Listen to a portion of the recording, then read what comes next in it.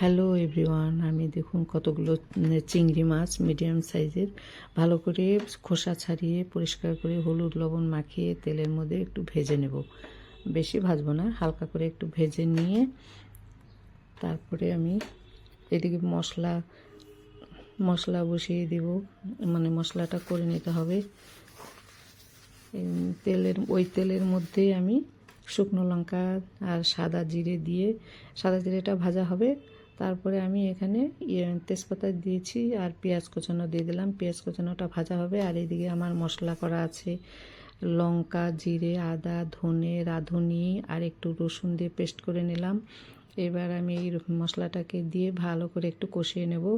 একটু হলুদ দিয়ে দিচ্ছি, একটু পরিমাণ মতো হলুদ দিয়ে আবার মশলাটাকে একটু কষিয়ে নেব। এর মধ্যে লবণ দিয়ে দিচ্ছি একটু পরিমাণ মতন, যেমন খাবে লবণের স্বাদটা নিজের ইচ্ছে মতন। আর এই দিকে আমি নারকেলের পেস্টটা করে নিলাম, শুধু এখানে নারকেলের পেস্ট করে নিয়ে নারকেলের পেস্টটা দিয়ে ভালো করে আবার কষিয়ে নিতে হবে যতক্ষণ না তেল ছাড়ে। মশলাটা ভালো করে যত কষানো হবে মানে তরকারিটাও টেস্ট হবে বেশি।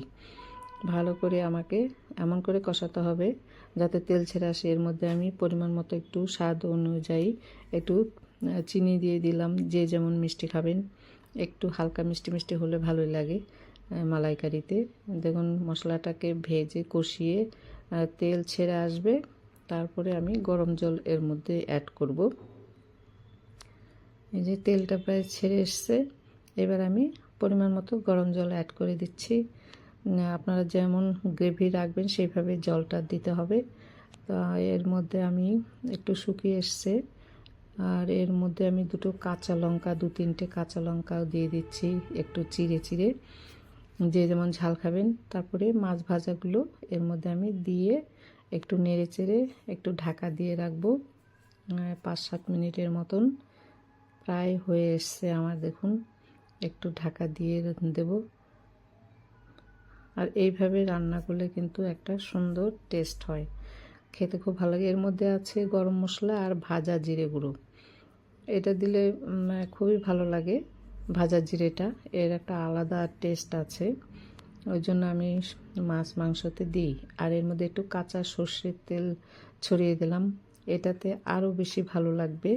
আমি ঘিটা এখানে ইউজ করব না, কারণ কাঁচা সর্ষের তেলের সেন্টটা তাহলে আসবে না। এই যে দেখুন আমার হয়ে গেছে পুরো কমপ্লিট। এই যে দেখুন কত সুন্দর হয়েছে।